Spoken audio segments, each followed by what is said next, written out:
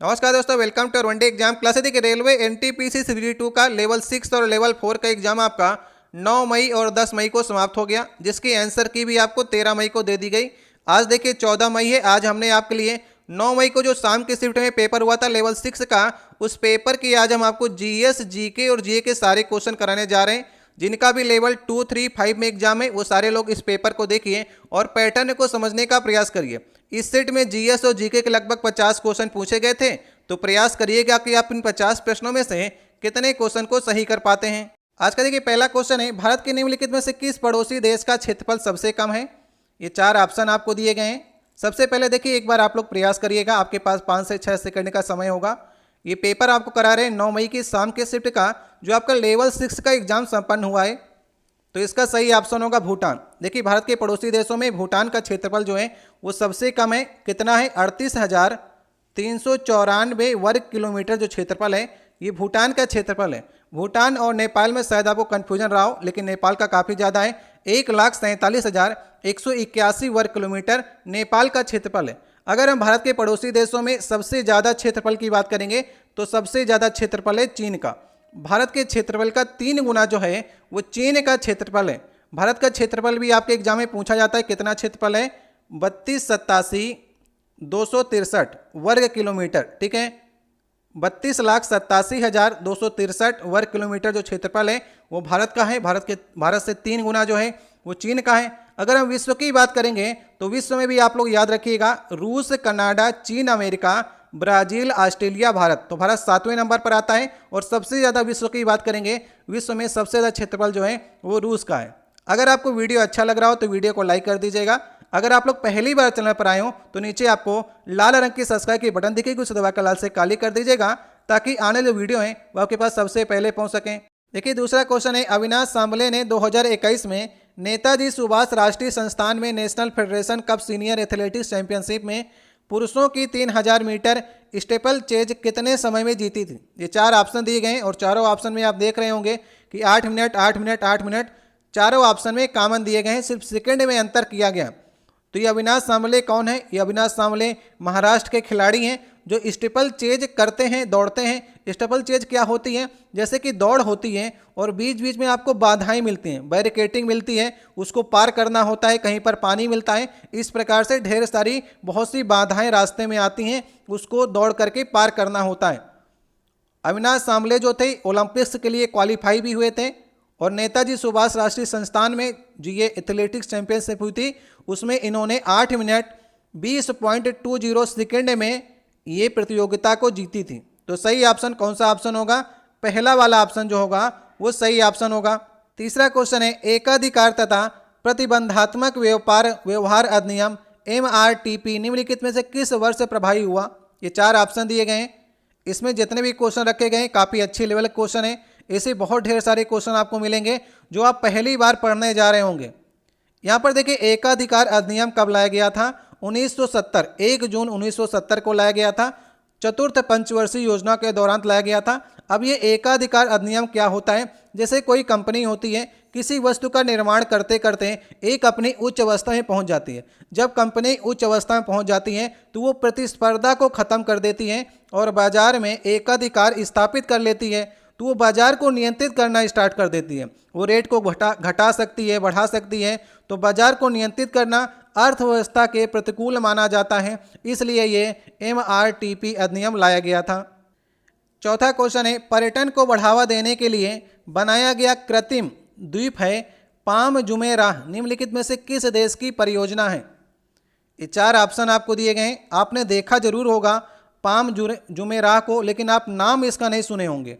Palm Jumeirah आप देखे होंगे जब भी आप कहीं पर टीवी में देखते होंगे, UAE में दुबई देखते होंगे, तो दुबई में आपको ताड़ के पेड़ जैसा आकृति दिखती होगी। ये एक प्रकार का कृत्रिम द्वीप बनाया गया है जिसका नाम रखा गया है पाम जुमेराह।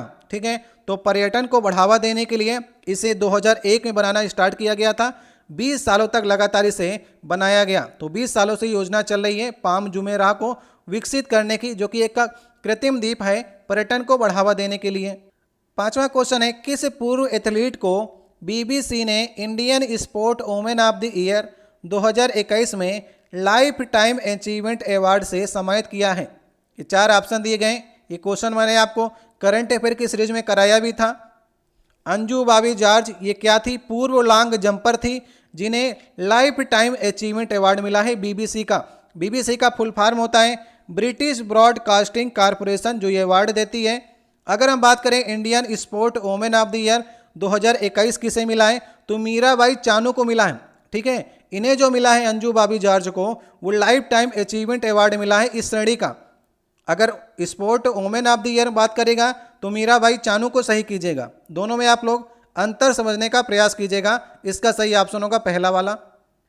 6वां क्वेश्चन है कल्हड़ की रजत रंगनी में कहाँ पर के शासन वाले राजाओं के इतिहास का वर्णन किया गया है, वो भी संस्कृत में किया गया है। संस्कृत में जो रचना की गई है इसे सबसे प्रमाणिक रचना मानी जाती है, क्योंकि इसमें जो वर्णन किया गया है वो बहुत बढ़ा चढ़ाकर नहीं किया गया। ठीक है, इसलिए प्रमाणिक रचना मानी जाती है कल्हड़ की रजत रंगनी, जो कि कश्मीर के इतिहास के बारे में बताती है। ये संस्कृत ग्रंथ है और इसकी रचना हुई थी 1148 से लेकर के 1150 के आसपास। ठीक है, तो रजत रंगनी में कश्मीर के इतिहास के बारे में वर्णन किया गया है। 7वां क्वेश्चन है नीचे जो आपको खाद्य पदार्थों की सूची दी गई है इसमें विटामिन सी से संबद्ध स्रोत आपको बताने हैं कि विटामिन सी किसमें से आपको मिलेगा। इसका सही ऑप्शन होगा साइट्रिक फल, जो कि खट्टे फल होते हैं उन्हें विटामिन सी होता है, जैसे कि नींबू हो गया, संतरा हो गया, मिर्च हो गया, आंवला हो गया, अंगूर हो गया, इन सभी में साइट्रिक एसिड होता है। तो ये साइट्रिक फल कहलाते हैं जिसमें विटामिन सी मिलता है। विटामिन सी का नाम होता है स्कार्बिक एसिड। ठीक है, इसकी खोज किसने की थी? होल्कर ने खोज की थी। नाम याद कर लीजिएगा, होल्कर ने इसकी खोज की थी विटामिन सी की। अगर विटामिन की बात करेंगे तो विटामिन की खोज 1911 में फंक ने की थी। विटामिन की खोज फंक ने की थी 1911 में। विटामिन ए की खोज किसने की थी? ए और बी की खोज मैकलम ने की थी। सी की खोज होल्कट ने की थी और डी की खोज हॉपकिंस ने की थी। ये सब चीज़ें आपको याद करके चलनी है। 8वां क्वेश्चन है संस्कृति मंत्रालय द्वारा फरवरी 2021 में पश्चिम बंगाल में एक भारत श्रेष्ठ भारत के लक्ष्य को प्राप्त करने के लिए एक प्रमुख महोत्सव का आयोजन किया गया। इस उत्सव का नाम आपको बताना है। तो इस उत्सव का नाम है राष्ट्रीय संस्कृति महोत्सव। राष्ट्रीय संस्कृति मंत्रालय द्वारा राष्ट्रीय संस्कृति महोत्सव जो है ये बंगाल में मनाया गया फरवरी 2021 में। ठीक है, तो नाम तो सिंपल है, संस्कृति मंत्रालय ने राष्ट्रीय संस्कृति मंत्रालय को महोत्सव को मनाया फरवरी 2021 में पश्चिम बंगाल में। 9वां क्वेश्चन है जून 2021 में तेलंगाना सरकार ने मेडिसिन फ्रॉम दी स्काई परियोजना को विकसित करने के लिए ई कॉमर्स फर्म या फिर ई कॉमर्स किस कंपनी के साथ साझेदारी की? मेडिसिन फ्रॉम दी स्काई मतलब जो दवाइयाँ हैं ये आपको स्काई से मिलेंगी, मतलब ड्रोन के माध्यम से मिलेंगी। नागरिक उड्डयन मंत्री ज्योतिरादित्य सिंधिया ने इस योजना को स्टार्ट किया था तेलंगाना में। किसकी साझेदारी के साथ में? Flipkart internet provided limited company के साथ में साझेदारी करके तेलंगाना सरकार के द्वारा ये योजना को स्टार्ट किया गया। तो ड्रोन के माध्यम से दवाइयाँ जो हैं आपके पास पहुँचाई जाएंगी, इसमें फ्लिपकार्ट सहायता करेगा। तो सही ऑप्शन होगा लास्ट वाला ऑप्शन। 10वां क्वेश्चन है अटल सुरंग दुनिया की सबसे लंबी राजमार्ग सुरंग है। ये मनाली को किससे जोड़ती है? ये 4 ऑप्शन आपको दिए गए हैं। मनाली को किससे जोड़ती है? देखिए अटल सुरंग का पहले नाम था रोहतांग सुरंग। ये नाम याद रखिएगा, एग्जाम में पूछ लेगा आपसे कि रोहतांग सुरंग का नाम चेंज करके अब क्या कर दिया गया है, तो अटल सुरंग कर दिया गया। ये मनाली को लेह से जोड़ती है। लेह को लाहौल स्पीति भी कहते हैं। तो सही ऑप्शन होगा दूसरा वाला। इसका किलोमीटर भी याद रखिएगा, कितने किलोमीटर की है? 9.02 किलोमीटर की है। घोड़े की नाल की आकृति की है। ठीक है, रोहतांग सुरंग जिसका नाम चेंज करके अटल सुरंग कर दिया गया है। 10,000 फीट से अधिक ऊंचाई में स्थित विश्व की सबसे लंबी राजमार्ग सुरंग है, जो कि मनाली को लेह से जोड़ती है। मनाली पड़ता है हिमाचल प्रदेश में और लेह पड़ता है लद्दाख में। तो हिमाचल प्रदेश को लद्दाख से जोड़ती है, एग्जैक्ट पूछेगा तो मनाली को लेह से जोड़ती है या फिर लाहौल स्पीति से जोड़ती है। 11वां नंबर क्वेश्चन है संयुक्त राष्ट्र विकास कार्यक्रम UNDP द्वारा तैयार मानव विकास सूचकांक रिपोर्ट 2020 में पहले स्थान पर कौन देश रहा है? ये 4 ऑप्शन दिए गए हैं। 1990 में पाकिस्तानी अर्थशास्त्री महबूबुल हक ने मानव विकास सूचकांक की खोज की थी। ठीक है, तो कौन सा देश 2020 रिपोर्ट में पहले स्थान पर रहा है? तो नॉर्वे देश रहा है। ठीक है, 189 देशों में नॉर्वे प्रथम स्थान पर रहा है। अगर भारत की रैंक की बात करेंगे तो भारत की रैंक 131 है मानव विकास सूचकांक रिपोर्ट 2020 में। नॉर्वे के बाद अगर हम देशों की बात करेंगे, नॉर्वे के बाद आयरलैंड का नंबर आता है, फिर स्विट्जरलैंड, हांगकांग, आइसलैंड। तो इस प्रकार अगर क्रम आप याद रखना चाहते हैं तो क्रम भी आप लोग याद कर सकते हैं। इसमें देखिए क्या देखा जाता है, किसी भी देश की जीवन प्रत्याशा, शिक्षा और स्वास्थ्य, इन 3 चीज़ों के बारे में ये रिपोर्ट दी जाती है। जिस देश की अच्छी होती है, जीवन प्रत्याशा, शिक्षा और स्वास्थ्य, ये भी आपके एग्जाम में पूछा जाता है। 12 नंबर क्वेश्चन है, वे भारतीय तबला उस्ताद आपको बताने हैं जो संगीतकार भी रहे, ताल वादक भी रहे। संगीतकार 2 बार लिख दिया, संगीतकार और फिल्म अभिनेता निम्नलिखित में से वे कौन हैं जिन्हें 1988 में पद्मश्री मिला और 2002 में पद्म भूषण सम्मान मिला? ये 4 ऑप्शन दिए गए हैं और आपको बता दें कि चारों ऑप्शन में आपको तबला वादक नजर आएंगे। अनिंदो भी तबला बजाते हैं, अल्लाह रखा, जाकिर हुसैन, पंडित कुमार बोस, ये सारे तबला वादक हैं। तब आपको याद करना पड़ेगा कि पद्म भूषण किसे मिला है। देखिए पद्म श्री तो मिला हुआ है अल्लाह रखा खां को भी, लेकिन सन अलग है। अल्लाह रखा खां जो थे वो जाकिर हुसैन के पिताजी थे, लेकिन उन्हें पद्म भूषण नहीं मिला। पद्म भूषण सिर्फ मिला है जाकिर हुसैन को। तो सही ऑप्शन कौन सा ऑप्शन होगा? तीसरा वाला ऑप्शन। जबकि चारों जो हैं आपके ऑप्शन में तबला वादक ही रखे गए। पद्मश्री अवार्ड जो है आनंदो चटर्जी ने अभी हाल ही में लौटार भी दिया है। पद्मश्री ने मिल रहा था तो लौटार दिया है। अल्लाह रखा खां को पद्मश्री मिला हुआ है, लेकिन पद्म भूषण नहीं मिला। जाकिर हुसैन को 2002 में पद्म भूषण मिला है। 13 नंबर क्वेश्चन है, भारत के संविधान निर्माताओं द्वारा सरकार के संसदीय स्वरूप को अपनाने की प्रेरणा कहाँ से ली गई थी? जो संसदीय स्वरूप है ये कहाँ से लिया गया है? किस देश के संविधान से हमने लिया है? तो ब्रिटेन के संविधान से संसद के स्वरूप को हमने अपने संविधान में शामिल किया। संयुक्त राज्य अमेरिका से क्या क्या लिया है? मौलिक अधिकार लिया है, न्यायिक जो प्रणाली है उसको लिए, राष्ट्रपति लिया, उपराष्ट्रपति, ऐसे नियमों को हमने संयुक्त राष्ट्र अमेरिका से लिया। जापान से क्या लिया है? विधि द्वारा स्थापित जो प्रक्रिया है वो हमने जापान से ली है। स्विट्जरलैंड से मुझे लगता है हमारे देश ने कुछ नहीं लिया है। तो ब्रिटेन से संसदीय स्वरूप लिया है। चौथा वाला ऑप्शन जो होगा वो सही ऑप्शन होगा। 14 नंबर क्वेश्चन है, निम्नलिखित में से कौन सा मानक इंटरनेट प्रोटोकॉल है जिसका उपयोग इंटरनेट से जुड़े किसी एक कंप्यूटर से दूसरे कंप्यूटर में फाइलों को स्थानांतरित करने के लिए किया जाता है? ये 4 ऑप्शन दिए गए हैं। कंप्यूटर से क्वेश्चन पूछे गए हैं, लेकिन अच्छे लेवल के क्वेश्चन पूछे गए हैं। इसका सही ऑप्शन होगा FTP। FTP का फुल फॉर्म होता है फाइल ट्रांसफर प्रोटोकॉल। जैसा कि नाम से आपको मालूम चल रहा होगा, फाइल को ट्रांसफर किया जाता है एक कंप्यूटर से दूसरे कंप्यूटर में, तो FTP का प्रयोग करते हैं, फाइल ट्रांसफर प्रोटोकॉल का प्रयोग करते हैं। 15 नंबर क्वेश्चन है, निम्नलिखित में से कौन सी नदी भारत के पड़ोसी देश नेपाल से निकलती है?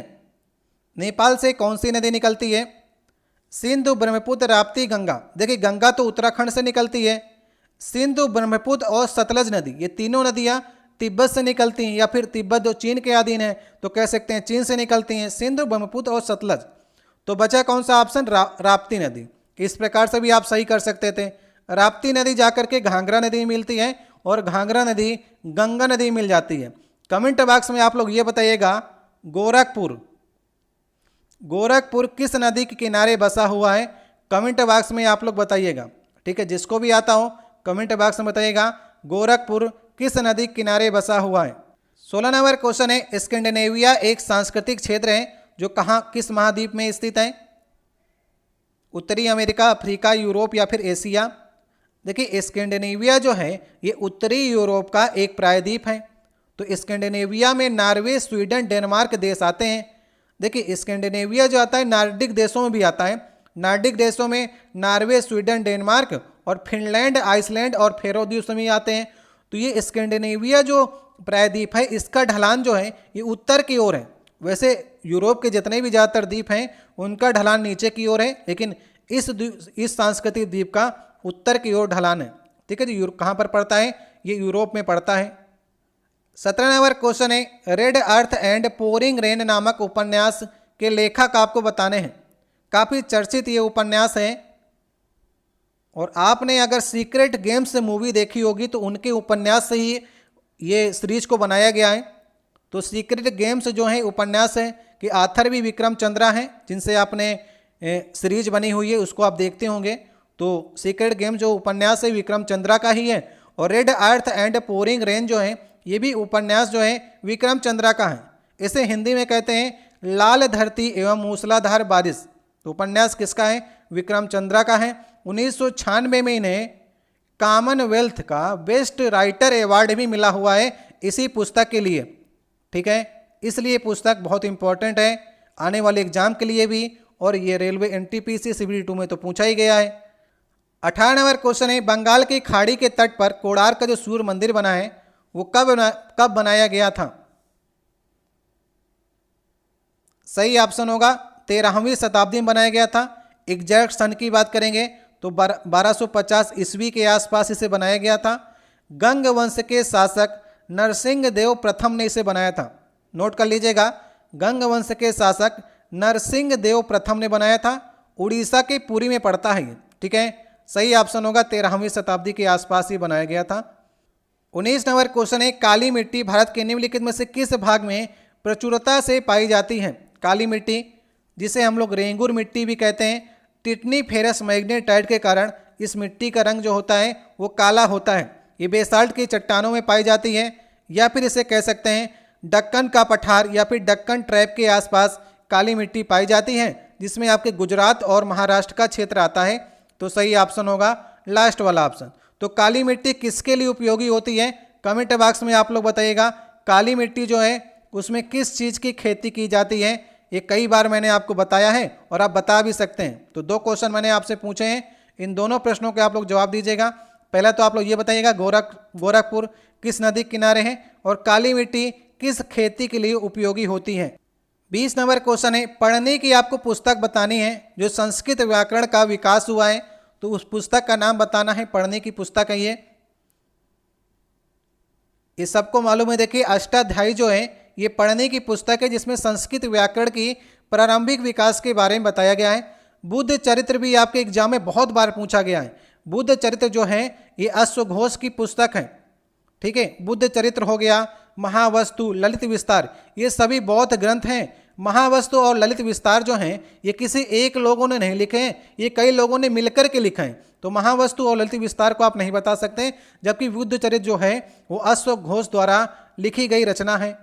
21 नंबर क्वेश्चन है, निम्नलिखित में से कौन सा पौधा अपने मूल ग्रंथों में पाया जाने वाला राइजोबिया जीवाणु के साथ परस्पर सहजीवी संबंध के कारण वायुमंडलीय नाइट्रोजन का स्थिरीकरण नहीं करता?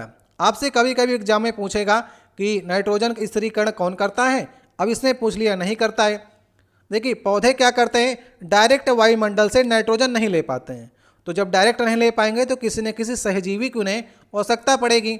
अब देखिए नाइट्रोजन की सबसे ज़्यादा आवश्यकता होती है मटर कुल के पौधों को और दलहनी फसलों को। जो दाल की फसलें होती हैं और मटर कुल के होते हैं उन्हें नाइट्रोजन की ज़्यादा आवश्यकता होती है। अब ये 4 ऑप्शन में आप देख लीजिए, मसूर हो गया, काबुली चना हो गया, मूंगफली हो गया, ये तीनों में आप देख लेंगे दलहनी फसलों में आएंगे या फिर मटर कुल में आएंगे।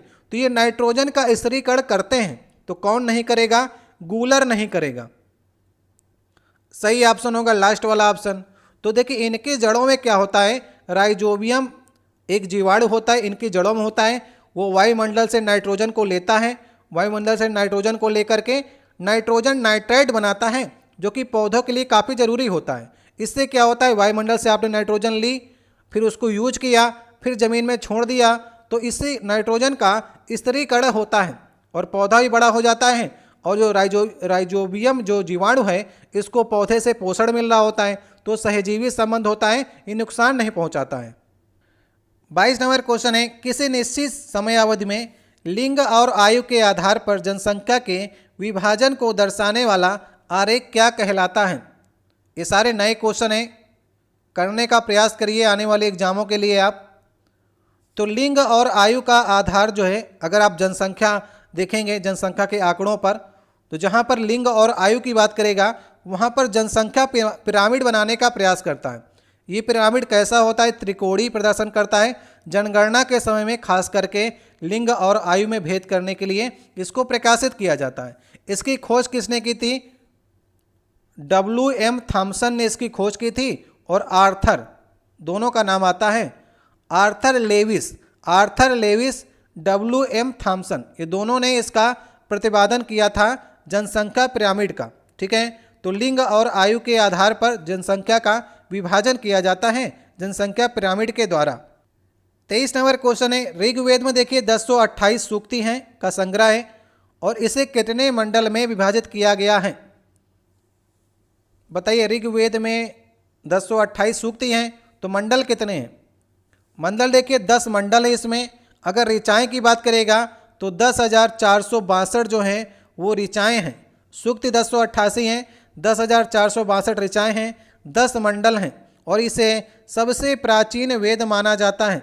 ठीक है, अगर हम लोग ऋग्वेद के ब्राह्मण ग्रंथों की बात करेंगे, आपके एग्जाम में ऋग्वेद के ब्राह्मण ग्रंथ पूछे जाते हैं, तो ऐतरेय नाम इसी प्रकार से है, ऐतरेय और कौशितकी, ये दोनों जो हैं वो ब्राह्मण ग्रंथ हैं। ये काफ़ी बार आपके एग्जाम में पूछे गए हैं कि ऋग्वेद के ब्राह्मण ग्रंथ कौन कौन से हैं, तो ऐतरेय हैं और कौशितकी, ये दोनों ऋग्वेद के ब्राह्मण ग्रंथ हैं। 24 नंबर क्वेश्चन है, भारतीय संविधान का अनुच्छेद 352 किससे संबंधित है? मैंने कई बार आपको बताया है, अनुच्छेद 352, 356, 360 आपकी जुबान में होने चाहिए। 352 राष्ट्रीय आपातकाल, 356 राष्ट्रपति शासन, 360 वित्तीय आपातकाल, तो तीनों आपको याद होने चाहिए। आपसे देखिए 352 पूछा था तो राष्ट्रीय आपातकाल कितनी बार लगा है? 3 बार अभी तक लगा है। पहली बार लगा था 1962 को जब भारत और चीन के मध्य में युद्ध हुआ था। दूसरी बार आपको कन्फ्यूजन नहीं होना चाहिए, दूसरी बार 1965 में नहीं लगा जब भारत पाकिस्तान के साथ में युद्ध हुआ था, क्योंकि 1962 वाला ही 1965 तक लगा था। दूसरी बार हुआ 1971 में जब भारत और पाकिस्तान के मध्य में युद्ध हुआ बांग्लादेश को लेकर के। तीसरी बार लगा 1975 को। अब देखिए 3 कारणों से ये लगता है, युद्ध, बाह्य आक्रमण, सशस्त्र विद्रोह। युद्ध देखिए, मान लीजिए आपका देश युद्ध में सम्मिलित नहीं है, अन्य देश में वर्ल्ड वॉर 3 हो गया तो सभी देश लड़ रहे हैं, बाद में आपको लड़ना पड़ा तो वो युद्ध में शामिल होता है। 1962 वाला बाह्य आक्रमण के कारण लगा था, 1971 वाला भी बाह्य आक्रमण, 1975 वाला सशस्त्र विद्रोह। पहले इसका नाम जो था आंतरिक अशांति था। ठीक है, आंतरिक अशांति के कारण 1975 में लगाया गया, लेकिन फिर 44वां संविधान संशोधन 1978 आया जिसमें आंतरिक अशांति नामक शब्द को काट करके उसकी जगह पर सशस्त्र विद्रोह शामिल किया गया। तो पहला वाला बाह्य आक्रमण, दूसरा वाला बाह्य आक्रमण, तीसरा वाला आंतरिक अशांति, बाद में नाम चेंज कर दिया गया, उसका सशस्त्र विद्रोह कर दिया गया। तो इस समय देखिए जब राष्ट्रीय आपातकाल लगता है तो 2 आर्टिकल आपके वो निलंबित नहीं होते हैं, बाकी सभी आपके जितने भी मूल अधिकार हैं उनके आर्टिकल निलंबित हो जाते हैं। आर्टिकल 20 और 21, आर्टिकल 20 और 21 जो हैं ये निलंबित नहीं होते हैं, बाकी जितने आपके मूल अधिकार हैं वे सारे निलंबित हो जाते हैं। ये सारी बातें आपको याद करके चलनी है। 25 नंबर क्वेश्चन है, सांची के स्तूप में निम्नलिखित में से कौन सा प्रतीक चिन्ह सारनाथ में बुद्ध द्वारा दिए गए प्रथम उपदेश को वर्णित करता है? सांची का स्तूप कहाँ पर है? सबसे पहले आपको मालूम होना चाहिए, मध्य प्रदेश के रायसेन जिले में सांची नगर में स्थित है। इसे किसने बनवाया था? इसे अशोक ने बनवाया था, याद रहेगा, इसे अशोक ने बनवाया था। तो यहाँ पर जो क्वेश्चन आपसे पूछा गया, सांची के स्तूप में निम्नलिखित में से कौन सा प्रतीक चिन्ह है जो बुद्ध के प्रथम उपदेश को वर्णित करता है? जो सांची के स्तूप में चक्र बना है ना, वो बुद्ध के प्रथम उपदेश को वर्णित करता है। आप लोग बता सकते हैं, आपके पास जो नोटें आप यूज करते हैं उसमें किस नोट में सांची का स्तूप बना है? ये सारी चीज़ें आपको याद होनी चाहिए। ऑप्शन में आपको दे दे रहा हूँ, 100 की नोट, 200 की नोट, 500 की नोट और 2000 की नोट। आप लोग बताइएगा किस नोट के पीछे सांची का स्तूप बना है? कमेंट बॉक्स में आप लोग बताने का प्रयास कीजिएगा। अगर आप लोग मन से जीएस की तैयारी करते हैं तो आपको मालूम होगा। 26 नंबर क्वेश्चन है, निम्नलिखित में से कौन सा भारतीय संविधान के आर्टिकल 182 का घटक है? आर्टिकल 182 क्या कहता है? ये 4 ऑप्शन दिए गए हैं आपको। देखिए कई राज्यों में विधानसभा के साथ साथ विधान परिषद भी है, तो ऐसे 6 राज्य हैं जहां पर विधान परिषद है। तो ऐसे 6 राज्यों के नाम हैं उत्तर प्रदेश, महाराष्ट्र, कर्नाटक, आंध्र प्रदेश, तेलंगाना, बिहार। ऐसे 6 राज्य हैं जहां पर विधानसभा के साथ साथ विधान परिषद है। विधान परिषद के सदस्यों का कार्यकाल 6 वर्ष होता है। जैसे केंद्र में राज्यसभा होती है वैसे राज्यों में विधान परिषद होती है। विधान परिषद कभी नहीं भंग होती है। तो विधान परिषद का गठन जब होता है तो उसके साथ साथ उसके 2 जो सदस्य हैं, सभापति और उपसभापति, उसको चुन लिया जाए उन्हीं सदस्यों में से। ठीक है, ये आर्टिकल 182 कहता है। ए ऑप्शन सही ऑप्शन होगा। 27 नंबर क्वेश्चन है, यहाँ पर देखिए लिखा गया है FRBMA को 2003 में अधिनियम लाया गया था, जिसके द्वारा सरकार के लिए राजकोषीय घाटे को कम करने का लक्ष्य निर्धारित किया गया था। तो FRBMA का पूर्ण रूप आपको बताना है। काफी टफ लेवल क्वेश्चन इसमें आपसे पूछे गए थे। तो इसका सही ऑप्शन कौन सा ऑप्शन होगा? इसका देखिए दूसरा ऑप्शन सही ऑप्शन होगा।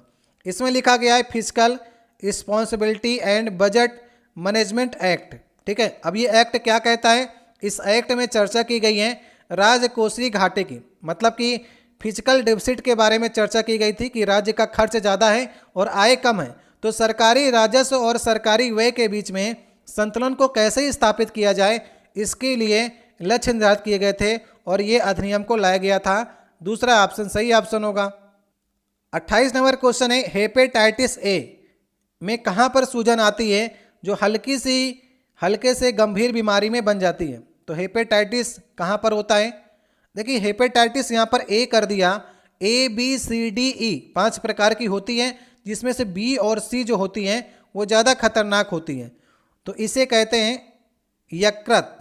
यकृत का कैंसर भी कहते हैं हेपेटाइटिस को। तो यकृत में सूजन आ जाती है, लीवर जिसे कहते हैं। ठीक है, जो लोग शराब ज़्यादा पीते हैं ना, तो उनका लीवर खराब हो जाता है और उसमें हेपेटाइटिस हो जाता है। ठीक है, तो हेपेटाइटिस के टीके भी लगते हैं। तो ये कहाँ पर की बीमारी है? यकृत की बीमारी। इसमें यकृत में सूजन आ जाती है। यकृत कैंसर भी इसके कारण से होता है। 29 नंबर क्वेश्चन है, प्रादिष्ट मुद्रा या फिएट मनी किसे कहते हैं या क्या होती है? प्रादिष्ट मुद्रा, ये 4 ऑप्शन दिए गए हैं आपको। सही ऑप्शन होगा जिसका कोई आंतरिक मूल्य नहीं होता है उसे फिएट मनी या प्रादिष्ट मुद्रा कहते हैं, जिसको किसी न किसी वचन द्वारा चलाया जाता है। जैसे कि आप इस समय कागज की मुद्रा का उपयोग कर रहे हैं, तो कागज की मुद्रा का कोई आंतरिक मूल्य नहीं है। उसमें जो 500 लिखा गया है और गवर्नर आपको कहता है कि मैं आपको 500 रुपये देने का वचन देता हूं, उसका वचन ही है आपको 500 रुपये देता है, वरना उसका कोई आंतरिक मूल्य नहीं है। आप उसे, जैसे कि 2016 में नोटबंदी हुई, 2016 में नोटबंदी हुई तो वचन को वापस ले लिया कि हम अब वचन नहीं देते हैं कि ये नोट है आपको 500 रुपये के बराबर होंगी, तो इसका कोई आंतरिक मूल्य नहीं है, अब वो 500 की नहीं चलेंगी। तो प्रादिष्ट मुद्रा ऐसी मुद्रा होती हैं जिसे लीगल मुद्रा बना दिया जाता है किसी न किसी अधिनियम द्वारा। जैसे कागज की नोट है, इसे आपने लीगल मुद्रा मान लिया है, तो इसका कोई आंतरिक मूल्य नहीं है। सही ऑप्शन होगा दूसरा ऑप्शन। 30 नंबर क्वेश्चन है, भारत के राष्ट्रीय ऑर्केस्ट्रा का संस्थापक किसे माना जाता है? देखिए ऑर्केस्ट्रा एक वाद्य यंत्र होता है, जैसे सितार होता है वैसे ऑर्केस्ट्रा होता है जो कि तार हवा के टक्कर से बजता है। तो राष्ट्रीय ऑर्केस्ट्रा के संस्थापक माने जाते हैं रविशंकर को माना जाता है। ये सितार वादक थे। 1999 में इन्हें भारत रत्न अवार्ड भी मिला है। तो राष्ट्रीय ऑर्केस्ट्रा के जनक माने जाते हैं रविशंकर। कौन से वादक थे? सितार वादक थे ये। 31 नंबर क्वेश्चन है, जनवरी 2022 के प्राप्त जानकारी के अनुसार आपको बताना है कि भारत के मुख्य न्यायाधीश कौन है। अब आप यहाँ पर देख सकते हैं जनवरी 2022 तक की ही अप्रॉक्स आपकी करंट अफेयर पूछी गई है। तो 2021 की ज़्यादा करंट अफेयर पूछी जा रही है रेलवे NTPC CBD 2 के पेपर में। यही सब आपको देख करके चलना है पेपर में। हमने आपको जो करंट अफेयर कराई थी वो फरवरी 2022, जनवरी से लेकर के फरवरी 2022 तक कराई थी। उसमें 200 क्वेश्चन तक कराए थे, उसके बाद आपका एग्ज़ाम लग गया था, उससे काफ़ी क्वेश्चन आपके एग्जाम में बने। तो आपसे मुख्य न्यायाधीश पूछा है तो NV रमणा, शॉर्ट फॉर्म में आप याद किए थे ना, NV रमणा, नुथुलपति वेंकट रमणा इनका पूरा नाम है। 48 नंबर की ये जज थे जनवरी 2022 के आंकड़े के अनुसार। 32 नंबर क्वेश्चन है, मेमोरी के संबंध में USB का पूर्ण रूप आपको बताना है। तो USB का पूर्ण रूप क्या है इसमें से देखिए आप, ये कंप्यूटर के शॉर्ट फॉर्म से आया है, यूनिवर्सल सीरियल बस। ठीक है, तो ध्यान देना है कि कहाँ पर यूनिक का प्रयोग करना है, कहाँ पर यूनिवर्सल का। कई लोग यूनिक को सही करके चले आते हैं। तो पूरा फॉर्म, फुल फॉर्म है इसका यूनिवर्सल सीरियल बस, ठीक है, कंफ्यूज आपको एग्जाम में कराएगा, सर्विस दे देगा, यूनिवर्सल की जगह में यूनिक दे देता है। जब तक आप पूरी तरह से स्पष्ट नहीं होंगे आप इसको गलत करके आ सकते हैं, इसलिए जो भी पढ़िए बिल्कुल स्पष्ट पढ़िए। 33 नंबर क्वेश्चन है, गांधी इरविन समझौता कब हुआ था? ये क्वेश्चन बहुत बार आपके एग्जाम में पूछा गया और इसकी डेट एग्जैक्ट भी आपसे पूछता है। 4 मार्च 1931 को गांधी इरविन समझौता हुआ था। इसके बाद गांधी जी ने सविनय अवज्ञा आंदोलन को स्थगित कर दिया। देखिए 3 गोलमेज सम्मेलन हुए, पहला 1930 में, दूसरा 1931 में, तीसरा 1932 में। तो किस गोलमेज सम्मेलन में गांधी जी प्रतिभाग लिए थे? 1931 वाले में। गांधी इरविन समझौते के बाद गांधी जी ने द्वितीय गोलमेज सम्मेलन में भाग लिया, ठीक है, 3 हुए थे, द्वितीय वाले में भाग लिया था, बहुत बार आपके एग्जाम में पूछा गया है। 34 नंबर क्वेश्चन है, अर्जित कुल राजस्व और कुल लागत का क्या किसी फर्म का लाभ होता है? ठीक है, यहाँ पर आपको रिक्त स्थान की पूर्ति करनी है। जैसे कोई कंपनी है आपकी, आप बिस्कुट मान लीजिए बना रहे हैं, तो आपने बिस्कुट बनाया, बाजार में बेचा, आपको जो पैसा आया, अब जो पैसा आया आपने जितना लगाया बिस्कुट बनाने में उसको घटा देंगे तो आपको प्राप्त होगा लाभ, किसी कंपनी को वो लाभ प्राप्त होता है। तो अंतर को कहते हैं, आपने जो मार्केट में आपको पैसा मिला बिस्कुट बेचने के बाद, उसके बाद आपने अपनी लागत को घटाया, कितनी आपने लागत लगा करके इसको बनाया, तो आपको मालूम चलेगा उसके अंतर से कि आपको कंपनी को लाभ कितना हो रहा है। ठीक है, मैंने एग्जाम्पल के थ्रू आपको बताने का प्रयास किया है, इससे आप समझ सकते हैं कि राजस्व से कुल लागत को घटा दिया जाए तो किसी फर्म का, किसी कंपनी का लाभ आप मालूम कर सकते हैं। 35 नंबर क्वेश्चन है, 26 जुलाई 2021 को भारत सरकार ने राष्ट्रीय अनुसंधान फाउंडेशन NRF के लिए 5 वर्ष की अवधि के लिए कितनी राशि का अनुदान देने की योजना बनाई है? देखिए बजट में प्रावधान किया गया था कितने करोड़ का? 50,000 करोड़ का NRF मतलब राष्ट्रीय अनुसंधान फाउंडेशन को 50,000 करोड़ का अनुदान दिया जाएगा, ये बजट में प्रावधान किया गया। तो ये फाउंडेशन में क्या करेगी? यह फाउंडेशन इतने रुपए का पारिस्थितिकी तंत्र को बढ़ावा देने के लिए इस फाउंडेशन को अनुदान दिया जा रहा है, पारिस्थितिकी तंत्र को बढ़ावा देने के लिए। 36 नंबर क्वेश्चन है, हेमिस गोम्पा उत्सव जो है किस गुरु की जयंती के उपलक्ष्य में मनाया जाता है? सबसे पहले मालूम होना चाहिए कि हेमिस गोम्पा जो उत्सव है ये कहाँ पर होता है? तो ये लद्दाख में होता है। लद्दाख में एक बौद्ध गुरु थे जिनका नाम है गुरु पद्म संभव। गुरु पद्म संभव की जयंती के अवसर पर हेमिस गोम्पा उत्सव होता है। याद रखिएगा, लद्दाख में बौद्ध समुदाय के द्वारा ये उत्सव मनाया जाता है। सही ऑप्शन होगा पहला वाला ऑप्शन। 37 नंबर क्वेश्चन है, निम्नलिखित में से किस नदी को चीन में तिब्बती क्षेत्र में यारलुंग सांगपो के नाम से जाना जाता है? कहीं कहीं पर आपको सांगपो लिखा मिलेगा या फिर सांपू भी लिखा मिल सकता है। तो तिब्बत में ब्रह्मपुत्र नदी को कहते हैं। सही ऑप्शन कौन सा होगा? तीसरा वाला ऑप्शन। जब ब्रह्मपुत्र नदी जो है तिब्बत से निकल करके अरुणाचल प्रदेश पहुंचती है तो अरुणाचल प्रदेश में इसे दिहांग कहा जाता है। जब अरुणाचल प्रदेश से असम में पहुंचती है तो असम में इसको ब्रह्मपुत्र नाम से जाना जाता है। जब असम से होते हुए बांग्लादेश निकल जाती हैं तो बांग्लादेश में इसे जमुना नाम से जाना जाता है। तो इसके 4 नाम हैं, ब्रह्मपुत्र, सांगपो, जमुना और दिहांग। ये सारे नाम आपको याद रखने, कहाँ कहाँ पर इसके नाम जाने पर पड़ जाते हैं। 38 नंबर क्वेश्चन है, निम्नलिखित में से किस भू सर्वेक्षण उपग्रह को नासा और इसरो द्वारा संयुक्त रूप से प्रक्षेपित किया गया? देखिए नासा कहाँ कंपनी है? अमेरिका की, इसरो भारत की है। तो दोनों ने मिल करके एक उपग्रह बनाया है जिसका नाम आपको बताना है। इसका नाम देखिए निसार है। निसार को इंग्लिश में फुल फॉर्म की बात करेंगे तो NI, N से देखिए नासा हो जाएगा, I से इसरो हो जाएगा, S मतलब सिंथेटिक, A मतलब अपर्चर, R मतलब राडार। मतलब कि NASA ISRO synthetic aperture radar इसका फुल फॉर्म है, जो कि नासा और इसरो का संयुक्त प्रक्षेपित उपग्रह है जो कि भू सर्वेक्षण के लिए भेजा गया है। तो सही ऑप्शन होगा निसार। निसार याद रखिएगा आप लोग।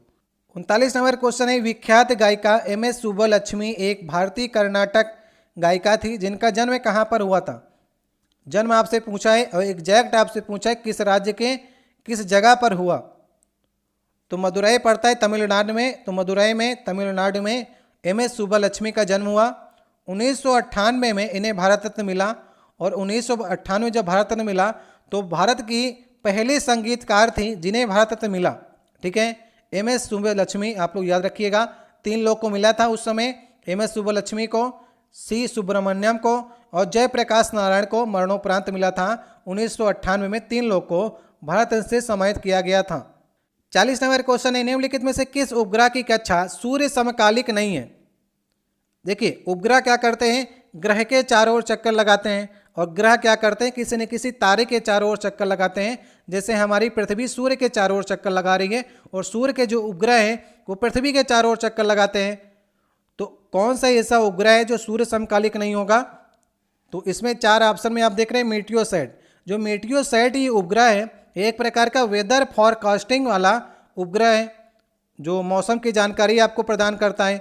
अब ये मौसम की जानकारी के लिए आपको पृथ्वी के समकालिक होना पड़ेगा, इसलिए ये सूर्य के समकालिक नहीं है। दूसरा वाला ऑप्शन सही ऑप्शन होगा ये। 41 नंबर क्वेश्चन है, मई 2021 में भारतीय अंतरिक्ष अनुसंधान संगठन के विक्रम साराभाई अंतरिक्ष केंद्र VSSC द्वारा विकसित किया गया व्यावसायिक रूप से उपलब्ध हाई एंड वेंटिलेटर के समतुल्य कम लागत वाले वेंटिलेटर का नाम आपको बताना है।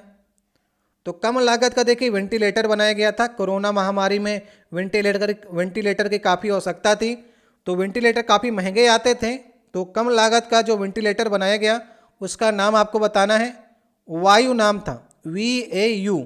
ठीक है, इसका फुल फॉर्म होता है वेंटिलेशन एसिड्स यूनिट।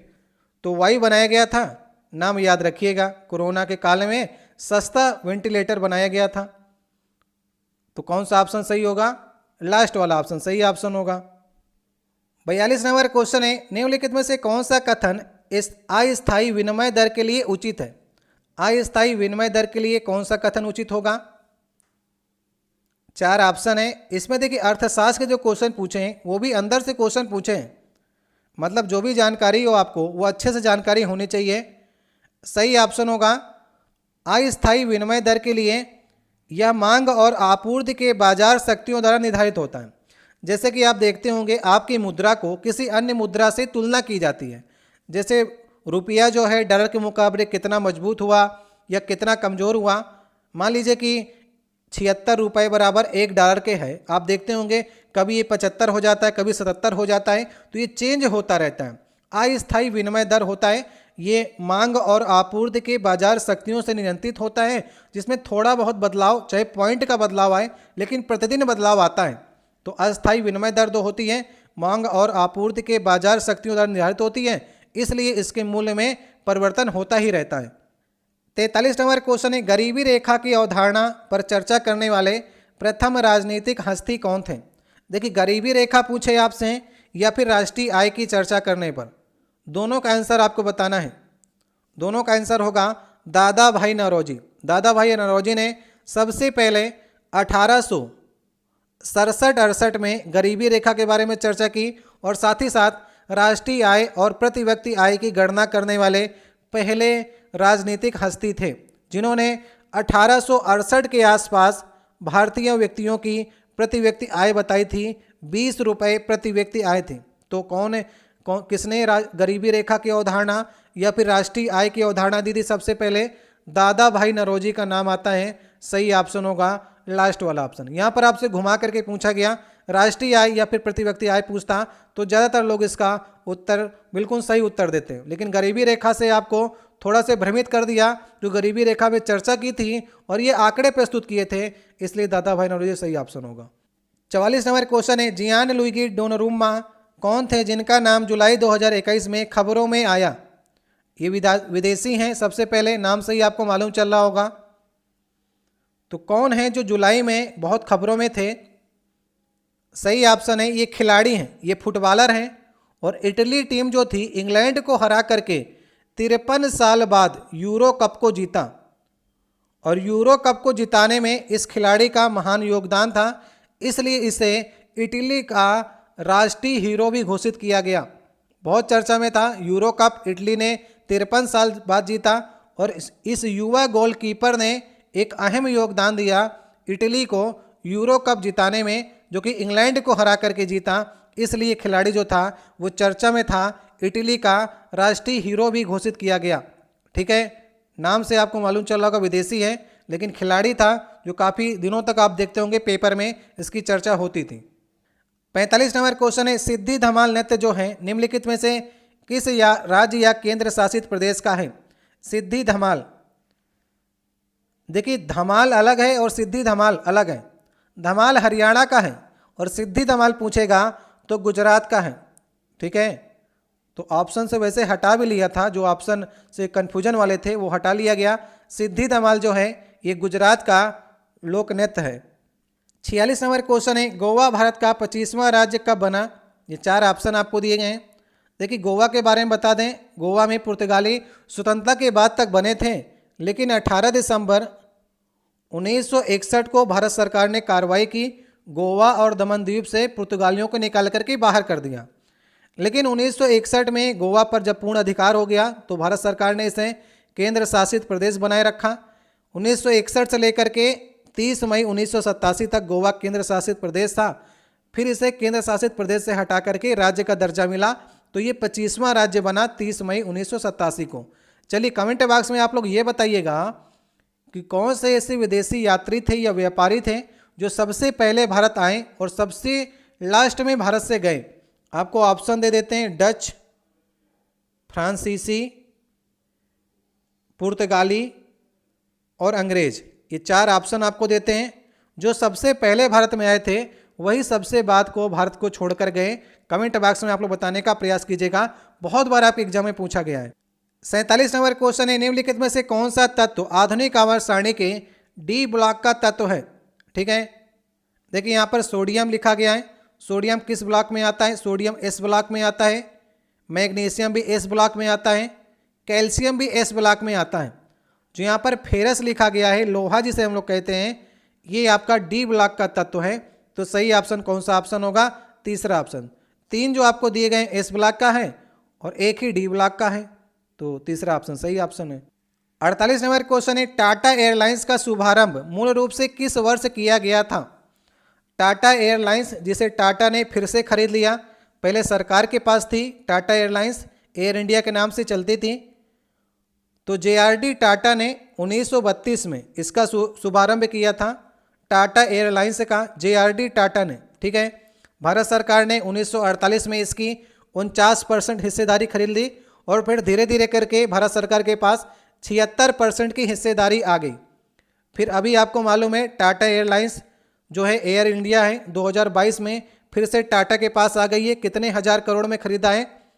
18,000 करोड़ में टाटा ने भारत सरकार से खरीदा है, ठीक है। ये सब बातें आपको याद रखनी है। और सबसे पहले जो टाटा एयरलाइंस को उड़ाया था वो जेआरडी टाटा ने उड़ाया था। तो पहले जो पायलट थे वो जेआरडी टाटा ही थे। ये जो फ्लाइट पहले उड़ती थी ये कराची से बॉम्बे की उड़ान भरती थी। जेआरडी टाटा की जो पहली फ्लाइट थी 1932 की टाटा एयरलाइंस, ये कराची से बॉम्बे की ओर उड़ान भरती थी। याद रखिएगा 1932, अभी 2022 में फिर से टाटा के पास आ गई है। 49 नंबर क्वेश्चन है, हुगली नदी के तट पर अंग्रेजों द्वारा पहली व्यापारिक कोठी कब स्थापित की गई थी? हुगली नदी के तट पर आपसे पूछा गया है। अगर हम बात करें अंग्रेजों की सबसे पहली व्यापारिक कोठी सूरत में स्थापित की गई थी। अगर दक्षिण की बात करेंगे दक्षिण में मुसलीपट्टनम पर। अगर हम पूरब की बात करेंगे तो हुगली नदी के किनारे 1651 ईस्वी में स्थापित की गई थी पूरब में। हुगली नदी कहाँ पर पड़ती है? पश्चिम बंगाल में। तो पश्चिम बंगाल में 1651 में पहली व्यापारिक कोठी, अगर पूर्व की बात करेंगे तो 1651 याद रखिएगा, ठीक है। सही ऑप्शन तीसरा वाला होगा। 50 नंबर क्वेश्चन है, आज का लास्ट क्वेश्चन होगा। यहाँ पर आप देख सकते हैं 120 क्वेश्चन में हमें 50 क्वेश्चन जो है जीएस, जीके और जीए के मिले हैं, जो कि आपके सिलेबस में भी 50 क्वेश्चन देने का वादा रेलवे ने किया था और 85 क्वेश्चन रेलवे जो है वो जीके और जीएस के दे रहा है। 2011 की जनगणना के अनुसार भारत के निम्नलिखित में से किस राज्य में अनुसूचित जाति की जनसंख्या दर्ज नहीं की गई है? मतलब अनुसूचित जाति वहाँ पर है ही नहीं है। 4 ऑप्शन दिए गए, सिक्किम, नागालैंड, त्रिपुरा या फिर असम। तो सही ऑप्शन होगा नागालैंड में। देखिए एससी जाति नहीं है, मतलब अनुसूचित जाति नागालैंड में नहीं है और अरुणाचल प्रदेश में नहीं है। 2 जगह एससी नहीं है, नागालैंड और अरुणाचल प्रदेश। अगर केंद्र शासित प्रदेश की बात करेंगे तो लक्षद्वीप और अंडमान निकोबार द्वीप समूह में एससी जाति नहीं है। अगर एसटी की बात करेंगे तो दिल्ली, चंडीगढ़, पुदुचेरी ये केंद्र शासित प्रदेश है जहाँ पर एसटी नहीं है। अगर हम राज्यों की बात करेंगे तो हरियाणा और पंजाब में एसटी नहीं है। ठीक है, ये दोनों चीज़ें आपके एग्जाम में कई बार पूछी गई हैं। तो ये हमने आपको 50 क्वेश्चन कराए हैं जो रेलवे एनटीपीसी का CBD 2 आपका 9 मई का सेकेंड शिफ्ट में हुआ था। उस पेपर की हमने आपको जीएस कराई है। जीएस का लेवल जो था वो काफ़ी टफ लेवल था। अगर आप इसमें से 25 से 30 क्वेश्चन भी सही कर ले जाते हैं तो आपकी जीएस जो है वो बेस्ट मानी जाएगी, क्योंकि और भी आपको सेक्शन लेके चलने हैं। जीएस में आप 25 से 30 सही कर ले जाएंगे तो बहुत अच्छी आपकी जीएस मानी जाएगी। कमेंट बॉक्स में आप लोग ये बताइएगा कि आप में से कितने लोगों ने 25 से 30 जीएस सही करने का प्रयास किया है। हमने बीच बीच में आपसे क्वेश्चन पूछे हैं, आप लोग उनके जवाब दीजिएगा। जितने भी देखिए पेपर हुए हैं, वैसे 3 पेपर हुए हैं। 9 तारीख को 2 हुआ है और 10 तारीख को 1 पेपर हुआ है। हम तीनों पेपर की आपको जीएस कराएंगे, अगर आप कहेंगे तो रीजनिंग करा देंगे। सारे पेपर आपको कराने का प्रयास करेंगे। तो आप लोग जिनका भी पेपर है 2, 3 और 5 लेवल का, वो लोग इसको पैटर्न को देखिए। जिस प्रकार से करंट अफेयर जो है वो लगभग आपकी जनवरी तक इसमें पूछी गई है 2022 की, और आप लोग 1 महीना और बढ़ा सकते हैं क्योंकि 12 जून से आपके एग्जाम स्टार्ट हैं। तो फरवरी तक की आप लोग करंट अफेयर पढ़ सकते हैं। ठीक है, पिछले जितने आप पढ़ सकते हैं वो पढ़ लीजिए, लेकिन फरवरी 2022 तक की पढ़ने का प्रयास करिएगा। तो आपने कितने क्वेश्चन सही किए, आपको वीडियो कैसा लगा? अगर आप लोग इसकी सीरीज और चाहते हैं तो कमेंट बॉक्स में कहिएगा, शेयर कीजिएगा, वीडियो को लाइक कीजिएगा, चैनल को सब्सक्राइब कीजिएगा। मिलते हैं नेक्स्ट वीडियो में। किसी प्रश्न में डाउट होता है तो आप कमेंट बॉक्स में कह सकते हैं। ठीक है, हमारे पास सारे प्रश्न पत्र आ गए हैं जो आपके हुए हैं 9 और 10 मई को, और जो भी आपके आने वाले प्रश्न पत्र होंगे हम आपको सारे प्रश्न पत्र कराने का प्रयास करेंगे।